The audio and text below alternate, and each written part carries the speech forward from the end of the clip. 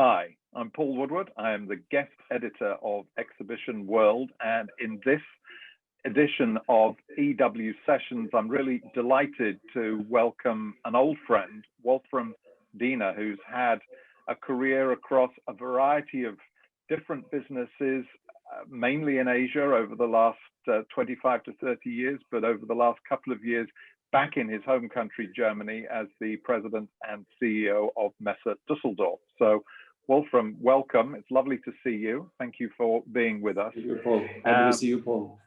Thank you. Lots to talk about, but can you give us perhaps just a flavor of what's happening in Germany at the moment, where you are in the reopening, and what you're seeing in terms of your exhibitors' enthusiasm for coming back to the shows this year and hopefully next year? Yes, I'm happy to do that. I think in Germany and across Europe, we are at a turning point for the trade show industry. The pandemic situation is improving rapidly. The proportion of population being vaccinated is going up by the day. So the authorities here in Germany would allow us to do trade shows again as of today, while the challenge is now to mobilize the related industries and give them really enough confidence that the trade shows in late summer or fall will be providing the powerful platform they are looking for in terms of attendance. Yeah, and are you sensing that that's a challenge? I mean, are they very keen to come back? Are you seeing some reluctance? And does that vary perhaps from industry to industry? Because you serve quite a number of different types of industries within the Messe Duesseldorf portfolio. Yes, we have B2C shows, such as the coming Caravan Salon, the world's largest trade show for caravaning. We have still up before the end of this year A&A, that's a show for work safety. We have coming up Reha Care, which is a show for rehabilitation and care for senior citizens and handicapped people. And of course, then we have Medica towards the end of the year, our medical equipment show. So it's very different industries, and some of these shows have a reach across Europe. Others heavily depend on overseas attendance as well. And when it comes to travel opportunities for overseas attendees, we simply still don't know yet to which extent that will be possible in the second half of this year. Yeah. You, like everybody else, have obviously tried to fill in this gap with some of the sort of digital experiments that everybody's been doing. Have you had some success with that? Do you see that as something that will stick, or are you just really desperately eager to get back to the traditional face-to-face events? Well, not quite completely back to the traditional face-to-face, but of course, we were really very pleased to see that the large proportion of the exhibiting industry is looking forward to come back to physical trade shows rather than attending virtual events. However, the learning we have done since the first virtual trade show in late summer last year is massive. We know what works, we know what does not work so well. We also learned that the exhibitors believe that the ROI for them at the virtual platform is a far cry away from what they can expect from a physical trade show. So there's a lot of learnings, but we definitely know the way forward. And you know, Paul, it very much depends on the kind of industry you are serving with your trade show. But there will be more and more digital enrichment for all physical trade shows. We will have trade shows which will take place in a hybrid format. We will have trade shows where we have a lot of digital support throughout the year and between the two physical trade shows. So it's very much about connecting the community we are serving. It's very much about offering a platform of know-how transfer and education. It's to a lesser degree than we expected at the beginning when we started virtual platforms about presenting services or products in a virtual way. That can work as well, but when you want to really do it nice, say in an augmented way, it's very expensive, and it's actually by no means cheaper than the average costs for the participation at the physical trade show.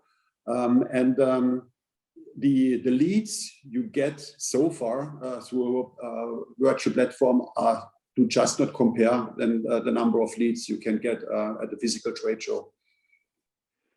Interesting, and it will certainly be very interesting to see how that evolves over the next year or so, as gradually we get back to a sort of more normal trade show environment.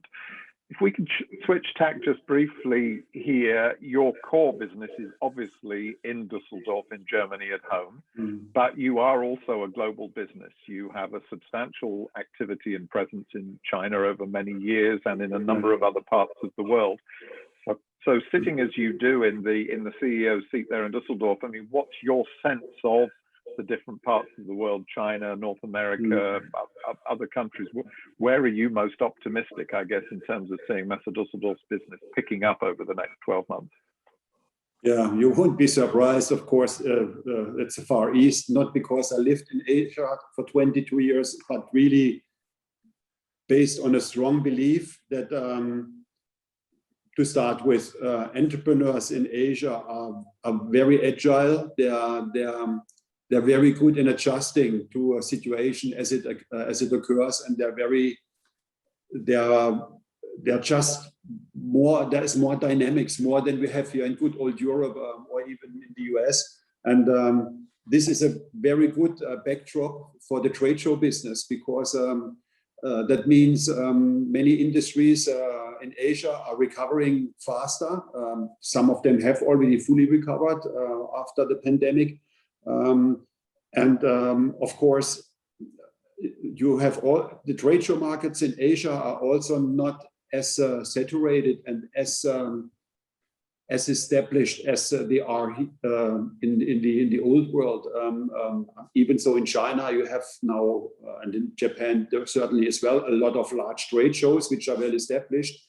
There's still a lot of movements in the market, and it's much easier to find the gap to get in or to launch a new topic or a new trade show anywhere. So to sum this up, I think the upside potential in Asia for the trade show business is definitely much higher than anywhere else in the world. Yeah, exciting. North America, you have a presence there. You've been doing things there for a while. You just announced a little tie-up with the city of Detroit and trying to. Yes. I mean, yes. That's an interesting twist, though, in terms of a sort of a more localized approach. Are you thinking you might see that in other parts of the world as well? Yes, whatever flies. I mean, talking about our business in North America, we have affiliation in Chicago. Really good people. They do run some shows in the US. They also do run a show in Bogota, Colombia.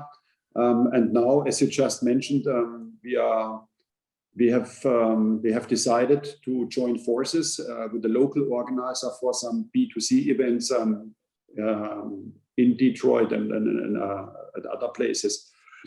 So yes, I would never rule out to not enter the B2C trade show market, while it is important to remember that the rules of the game are very different in the B2C trade show market. You need to do very different ways of advertising, and the setup for a B2C show is very different. So one has to understand this, but in this case you mentioned here, in this venture, we work with people which are very experienced in the B2C trade show market, and we feel with our resources and our expertise we can add value to this venture, and that is definitely a case where I would say, why not? Let's do this, yeah. Because we are looking to enlarge our scale in North America. It just our operation could do more, and it's financially all will be much more viable once we can get more scale. Yeah, absolutely. Well, good luck with that. It's an exciting project, I'm sure. In our just final few minutes here, Wolfram, may I sort of turn into your own personal experience, because you have, I think, a range of experience within the industry, which is probably unique, having gone to Asia originally with one of the other big German trade fair organizers, then having gone up to Shanghai and run the big venue there, which is a joint venture between 3 German shareholders and several different Chinese shareholders, which was, I have to say, a remarkable balancing act to keep all of them happy. You then went to Macau and worked with Sheldon Adelson, launching the sort of the trade fair and meetings activities of the Venetian there, before moving on to UBM, as it then was, now in former markets, and working with them in Asia on a number of their big trade fair portfolios, before looping back finally to Düsseldorf and back to Germany now. So just with all of those very different types of management styles, the British public company, the German Messe, the joint venture in China, and the very unique experience of working with Sheldon Adelson, I just wonder, you know, how that's now informing how you run your business now, because it's an unconventional background for the leader of one of the German Messes. Yeah, yes, it is. Yeah. Well, firstly, I wouldn't have wanted to miss any of my endeavors. And by the way, during my Las Vegas Sands time, I was also engaged in Marina Bay Sands in Singapore, not just Macau. So I think I was really gifted to obtain a lot of knowledge and get a lot of experience in different businesses with very different leadership styles, with very different financial background, and I think altogether this knowledge which I obtained there helps me as well to excel Messe Duesseldorf to the next level. Of course, the corporate culture in a company like Messe Duesseldorf is again very different.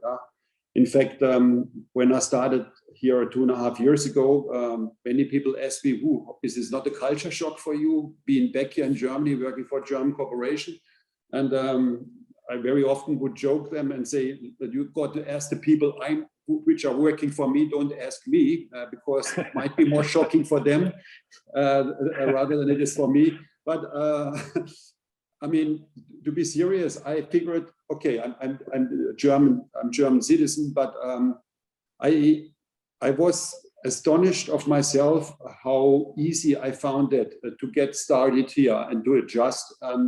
I don't think it's because I'm a holder of a German passport and I'm now working in Germany. I think it is because I learned during my career to adjust again and again and to prove myself again. Because I mean, Sheldon Adelson in my Las Vegas Sands time, he couldn't care less what I learned in Shanghai during my time with Nick or whom I know there. He said, listen, this is your job, just deliver. I don't care what you have done before. So I think I learned to adjust to different environments in a way, and that helped it also for me to make it fairly easy here in Germany. Of course, what helped me when you come to the very particular shareholder background of a German Messe, as you know, what helped me is that I was always staying in touch somehow, even though I lived overseas with German Messes, and I knew how they were doing and how they were developing while I was in overseas for more than 2 decades. And I'm also felt there is a level of familiarization because I knew many of the senior executives from here at Messe Duesseldorf and from other messes. But it's very, very different. But I also want to take this opportunity to say recall, I always had to giggle, in particular during my UBM time, when Anglo-Saxon trade show professionals refer to the German messes as the messes. Yeah? So like being like this one gang, but what I definitely learned again, what I figured again once I arrived here, it feels more like in a baccarat room rather than on a rugby field playing with the team. It's like they are all looking at each other, and they are all, I mean, they don't give anything to each other. And there's a, we as a senior managers, the senior management, the CEOs of the German messes, yes, we know each other, we talk from time to time with each other, but I don't feel in any way closer to another German messe than I do with any other organizer in the UK or France. It's yeah, so there's really no ganging up, and there is no some meetings over breakfast where you decide how to share the market or something like that. That might have been the case before my time, 30 years ago, but it's definitely no longer there. Well, I'm sure the rest of the world will be very relieved to hear that, Wolfram. And the various different styles and the flexibility that you described there has probably served you very well during this particularly challenging time over the last year or so. So, Wolfram Diener, thank you so much for joining us and for answering our questions there, and good luck now as we reopen the industry and see everything coming back. So thank you very much. Oh, thank you for your time, for the invitation, and hope to see you soon again here in Düsseldorf, probably at the boat show. I certainly hope so too.